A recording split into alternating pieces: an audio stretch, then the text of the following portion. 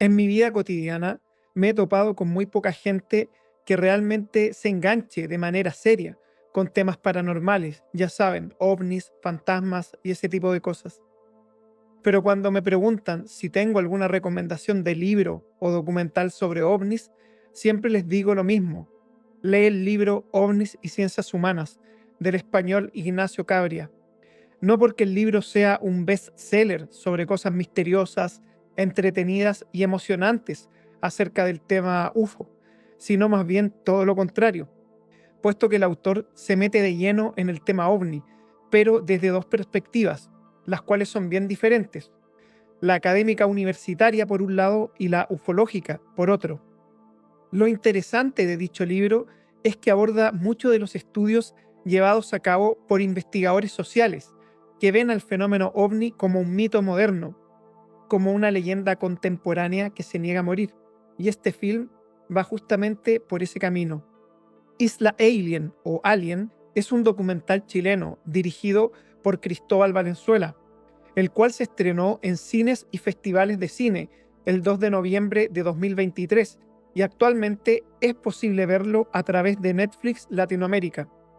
Tuve la posibilidad de ver este film de manera gratuita en el marco del Festival Internacional de Cine de Viña del Mar, la ciudad donde vivo, donde se presentó en la competencia nacional de largometrajes.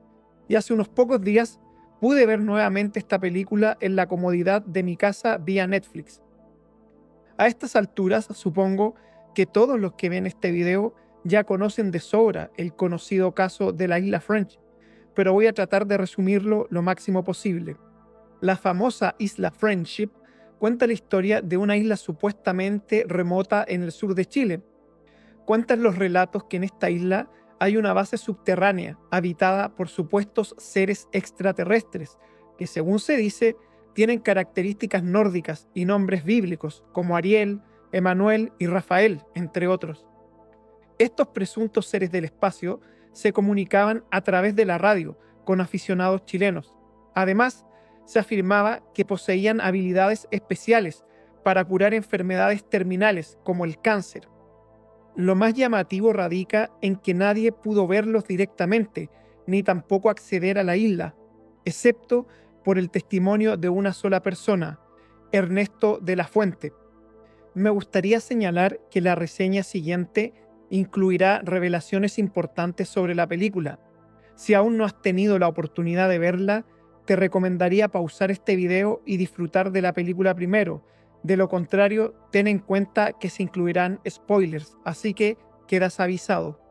El documental, grabado en un sofisticado blanco y negro, comienza proporcionando el contexto histórico en el que se desarrollaron los acontecimientos relacionados con la isla Friendship. Esto se logra mostrando videos de eventos significativos de la época, como la inauguración de un centro de computación por parte del entonces presidente de Chile, el dictador Augusto Pinochet. Además, se presentan clips de programas chilenos emblemáticos, como Sábados Gigantes, así también como imágenes de revueltas y agitación política, los cuales caracterizaban ese periodo. Posteriormente, la narrativa se desplaza hacia testimonios de diversas personas vinculadas al caso Friendship, intercalando escenas de antiguas películas de ciencia ficción. Entre estas personas se encuentran los radioaficionados que mantenían comunicación con los supuestos seres extraterrestres de Friendship. Es importante señalar que estos individuos eran escasos, no superaban la docena y utilizaban un sistema de radio diferente al tradicional de los radioaficionados. Este sistema, conocido como 11 metros, era más amateur y no estaba regulado, y las personas que utilizaban este sistema se les conocía como 11 metristas.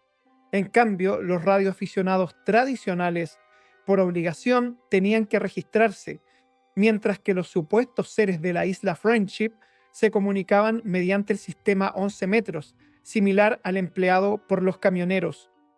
Los entusiastas que se comunicaban con los presuntos seres de Friendship adoptaban nombres ficticios para identificar a sus estaciones. El documental se inicia con los relatos de Cristina Carvelli, quien formaba parte de la estación Nazca. Daniel Morales, cuya estación llevaba el nombre de Centauro, y la pareja conformada por Cristina Muñoz y Octavio Ortiz, cuya estación era Lucero. Es importante resaltar que Octavio Ortiz es uno de los testigos que aún está vivo y que se ha involucrado significativamente en este caso, escribiendo libros y dedicando su vida a terapias alternativas. La primera parte crucial del relato ocurre cuando los supuestos seres de Friendship, a través de la radio, informan a los aficionados que un ovni estaba sobrevolando el cielo de Santiago. Este evento fue confirmado en algunas ciudades de Chile y transmitido en vivo por el programa de televisión Sábados Gigantes, causando asombro y miedo entre los radioaficionados conectados con Friendship. Este episodio se entrelaza con intervenciones religiosas, donde los seres de Friendship piden a uno de los aficionados que consiga una Biblia y lea el Apocalipsis. Sin embargo, el fenómeno ovni que se vivió por esos años tuvo una explicación racional, que se aborda detalladamente en la película. El documental avanza a su propio ritmo, destacando los intentos de algunos radioaficionados por descubrir la isla, siendo interpelados por los supuestos extraterrestres, generando incertidumbre y miedo. En este punto entra en escena el personaje principal de la película, Ernesto de la Fuente Ganderillas, quien formaba parte de la estación Taiquemó, y se comunica con uno de los radioaficionados para encontrarse con él, actuando como intermediario entre los radioaficionados y los supuestos extraterrestres de la isla Friendship. A partir de aquí, el documental se centra principalmente en la figura de Ernesto de la Fuente y su supuesto contacto con los seres de la isla Friendship, así como la supuesta curación de su cáncer y las razones por las cuales los radioaficionados nunca pudieron viajar a la isla. Sin embargo, es crucial destacar la complejidad de Ernesto de la Fuente como personaje. Su biografía es notable, provenía de una familia acomodada, se presentaba como ingeniero, aunque nunca lo fue, ya que estudió solo un semestre de esa carrera, así como teatro, otra carrera que también abandonó. Nunca fue director de televisión, como afirmó en alguna ocasión, y además nunca padeció cáncer. Su participación en lo audiovisual se limitó a ser sonidista en películas a finales de los años 60 y principios de los años 70. Pero lo curioso es que le gustaba actuar como extra en las películas. Con 3 matrimonios en su historial, su primera esposa decidió quitarse la vida y él sostenía que su esposa se le aparecía como un fantasma. Además, Ernesto era abiertamente de tendencia política de derecha y partidario de Pinochet, según aquellos que lo conocieron. Sin embargo, la revelación más impactante se produce al final del documental, cuando se descubre la implicación de Ernesto de la Fuente en casos de desapariciones de civiles durante la dictadura militar chilena. Esta información es fácilmente accesible al realizar una simple búsqueda de su nombre completo en Google, donde aparecerá de inmediato un enlace al caso en el sitio Memoria Viva. No obstante, mi interés no radica en profundizar en este aspecto de la vida de Ernesto, sino en cómo todo el caso de la isla Friendship está estrechamente vinculado a la biografía de este personaje. Por ejemplo, en la mitología de las islas Friendship, el Mytilus II es la embarcación que utilizaban los presuntos extraterrestres para trasladarse desde y hacia la isla. Cuando Ernesto era más joven, heredó terrenos en Taiquemó, Chiloé. Durante sus vacaciones, solía ir al pueblo cercano llamado Kemchi, cerca de Ancud, donde había una lancha llamada Mytilus, perteneciente al SAG o Servicio Agrícola Ganadero, la cual se encargaba de controlar la extracción de ostras y otros mariscos. Ernesto recordaba esta lancha de su infancia, posiblemente siendo la inspiración para crear el Mytilus II dentro de su imaginación. Así, el mito de Friendship está lleno de elementos que lo conectan de manera innegable con la vida de Ernesto de la Fuente, los cuales se exploran con más detalle en el documental. Cuando todos estos eventos ocurrieron en la década de 1980, Ernesto ya estaba divorciado de su segundo matrimonio y se había construido una casa en Taiquemó, en un entorno de completa soledad, dedicándose a hablar y comunicarse a través de una radio. Todo esto se entrelaza, formando un cruce entre un misterio moderno, como es el tema de los ovnis, y al mismo tiempo tiene conexiones con las tradiciones de Chiloé y la religión. El contexto político y la relación del protagonista con ese contexto son fundamentales para la creación del mito. Si nos ponemos académicos, podríamos decir que el tema ovni ha sido abordado como un mito, entendido como una narrativa que posee un significado profundo y proporciona respuestas a preguntas fundamentales sobre la existencia. Según el investigador Renard, la figura del extraterrestre comparte similitudes con la imagen humana, siendo una alteración de esta. Este ser de otro mundo se ha construido invirtiendo la imagen del hombre salvaje, compartiendo una mitología común, lo imaginario evolucionista. En una interpretación similar, Cabria ha comparado la creación de leyendas medievales sobre monstruos y maravillas con la construcción cultural de los ovnis, destacando el papel de los cronistas y tratadistas a lo largo de las épocas como creadores de fabulaciones. También se ha analizado el icono del extraterrestre como una proyección de la humanidad, captada como una abstracción, un otro, que está fuera del yo. En una perspectiva más amplia, los extraterrestres se consideran un producto de los mitos fundamentales que influyen en la cultura contemporánea occidental, como la ciencia y la evolución. El estudio de los textos sobre ufología lleva a otro investigador llamado Mason a sugerir que quizás estos textos ufológicos están comunicándose con la gente de manera similar a como lo hacían los antiguos mitos con nuestros ancestros. Los autores de libros sobre ufología desempeñarían así una función similar a la de los autores de mitos clásicos. Mason propone que lo que está ocurriendo es la creación de un mito secular moderno y se observa la evolución de este fenómeno.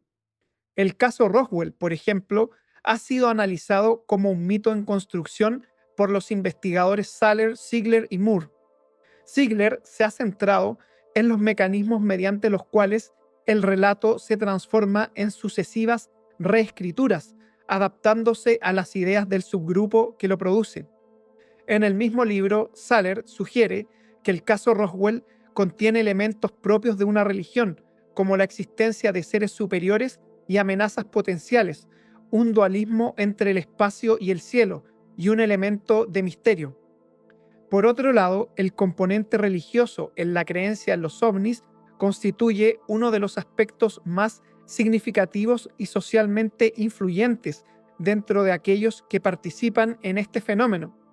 Renard ha categorizado los conceptos religiosos manejados por los grupos vinculados a los cultos ovnis, mientras que Whitmore ha investigado la simbología religiosa presente en los casos de abducción. El filósofo Gustavo Bueno también ha identificado en los extraterrestres un resurgimiento de la demonología, un proceso que se desarrolla simultáneamente con el declive del cristianismo. El contacto con seres de otro mundo se percibe como un fenómeno que revitaliza las creencias religiosas. Uno de sus aspectos distintivos es el rechazo de los rituales tradicionales y las instituciones religiosas, en favor de vivir una experiencia de comunión mística con entidades casi divinas. En ocasiones, esta expresión de espiritualidad se experimenta como una espera mesiánica de la llegada de naves extraterrestres, acompañada de la promesa de salvación con connotaciones milenaristas. La doctrina contactista se fundamenta en una cosmogonía que amalgama términos científicos con la metafísica, todo ello sobre una base cristiana. En este sentido, se presenta como una de las respuestas religiosas frente a la modernización y secularización de la vida social. El mito es un modo integrado de ver el mundo que aporta respuestas intelectuales, espirituales y psicológicas a las preguntas trascendentales sobre nuestros orígenes, nuestro destino y nuestra naturaleza.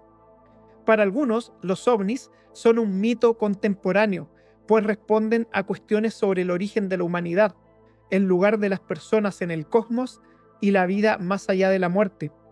En cuanto que en la subcultura de los creyentes en los ovnis se considera que los extraterrestres han jugado un papel fundamental en el origen de nuestra especie y a lo largo de nuestra evolución biológica e histórica. Considerando lo anterior, el caso de la isla Friendship encaja perfectamente con muchos de los elementos que la convierten en un mito ufológico moderno. Este mito incluye la presencia de seres casi divinos con poderes de sanación, una isla etérea que aparece y desaparece, como si fuera una moderna ciudad de los Césares, y una serie de mensajes religiosos no muy claros, pero fundamentados en una base cristiana. Sin embargo, lo más crucial aquí es la figura de Ernesto de la Fuente, ya que la creación de la isla Friendship reconstruye su pasado, reinventándose a través de un mito.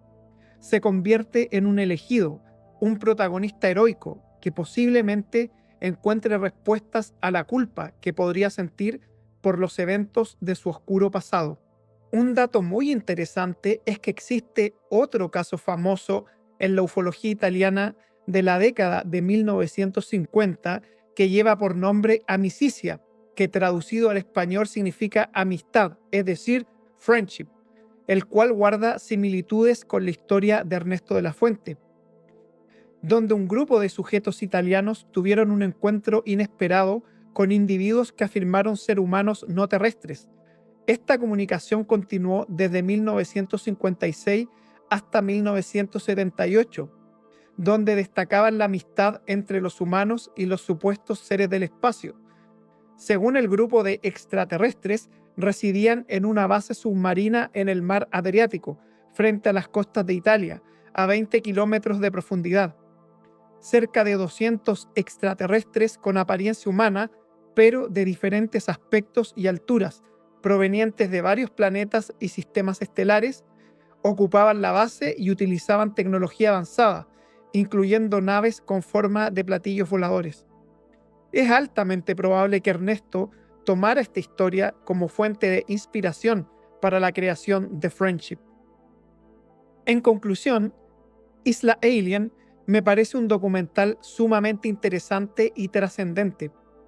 La investigación realizada por el director y su equipo refleja un trabajo arduo, proporcionando respuestas definitivas a interrogantes que, al parecer, muy pocos ufólogos han abordado con seriedad o simplemente no les interesa abordar. Además, la película muestra de manera magistral cómo se gesta un mito moderno, invitando a cuestionar creencias, independientemente del lado político al que pertenezcas. Si queremos ser imparciales, no es la primera vez que se intenta descifrar el misterio en torno al caso de la isla Friendship. Como ilustración, me gustaría resaltar las intervenciones del investigador chileno Eric Martínez y su organización CIFAE, quienes identificaron numerosas inconsistencias en el caso, así como otras coincidencias notables y fascinantes. Un hallazgo notable por parte de Martínez es el hecho de que una de las voces con acento extranjero de los presuntos alienígenas de la isla Friendship es prácticamente idéntica a la voz de un extranjero que somete a regresión hipnótica a un contactado en otro conocido caso ufológico chileno, el cual posiblemente podría tratarse de un fraude. Ahora, volviendo al documental, es importante destacar que la película no concluye de manera definitiva, pero lleva el mito de Friendship a un terreno más racional y con los pies en la tierra, centrándose en la figura de Ernesto de la Fuente, como la mente maestra detrás de toda esta parafernalia y desenmascarando sus mentiras. Por último, aunque el documental no se adentra en la ufología, ofrece lecciones que, en mi opinión, cualquier persona con un grado de pensamiento crítico podría intuir fácilmente después de ver la película. En un campo tan saturado como lo es la ufología, donde la falta de rigurosidad es la norma y la proliferación de hipótesis y teorías carentes de rigor científico es común, resulta llamativo que en pleno siglo XXI sea un personaje externo a la ufología quien destape el origen de un misterio que ha persistido casi 40 años y que incluso ha traspasado fronteras. Personalmente, considero que el caso de la isla Friendship es tragicómico y refleja la realidad de gran parte de la ufología, no solo por la historia personal de Ernesto de la Fuente, por quien es difícil no sentir lástima al verlo en un estado de salud tan miserable en sus últimos días, sino también por cómo muchos ufólogos han actuado frente a este caso, recordando cómo hasta hace poco tiempo algunos connotados personajes de la ufología chilena defendían este misterio como genuino y a Ernesto de la Fuente como un testigo confiable, mientras que después de ver el documental donde se despliegan los hilos del mito, estos eruditos de la ufología han decidido bailar al ritmo de la verdad, exponiendo la falsedad del caso y cuestionando la fiabilidad del protagonista, demostrando que, en la ufología, las certezas son tan estables como un castillo de naipes en un tornado, lo cual sinceramente no es ninguna sorpresa. La apatía moral presente en gran parte de la ufología, donde a veces conviene callar, en otras conviene creer y en otras incluso conviene convencer al público, termina por nublar el juicio práctico, convirtiendo a la ufología en un negocio dispuesto a lucrarse con personas dispuestas a creer cualquier cosa, incluso cuando la evidencia está frente a sus ojos. El fenómeno ovni no requiere soluciones simplistas, como naves extraterrestres o enfermedades mentales, para su explicación. Su comprensión implica profundizar en factores psicosociales y culturales, y es allí donde radica el principal interés de este complejo problema. Desafortunadamente, las verdaderas ciencias en sus distintas ramas y variedades, sean estas duras o blandas, parecen mostrar poco o nulo interés en abordar el fenómeno ovni de manera seria e integrada. Mantengamos presente que la ufología no se categoriza como una ciencia. Para algunos ni siquiera merece el reconocimiento de disciplina, sino que más bien se concibe como una especie de antidisciplina. Los avances y aportes al conocimiento humano en el campo de la ufología se han caracterizado por haber sido y por ser en la actualidad totalmente nulos, y probablemente seguirán siendo nulos. En última instancia, recomiendo encarecidamente ver este documental, ya que, de manera atractiva y pedagógica, el director muestra cómo nace un mito ufológico moderno, dejando al espectador la oportunidad de sacar sus propias conclusiones. Y como versa el adagio, no hay peor ciego que el que no quiere ver. Si este video te gustó, dale like, suscríbete y compártelo en tus redes sociales. Eso me ayudaría mucho para seguir subiendo este tipo de contenido. Recuerda hacer clic en la campanita para recibir un mensaje cada vez que suba un nuevo video y comentar este y cada uno de mis videos. Nos vemos muy pronto.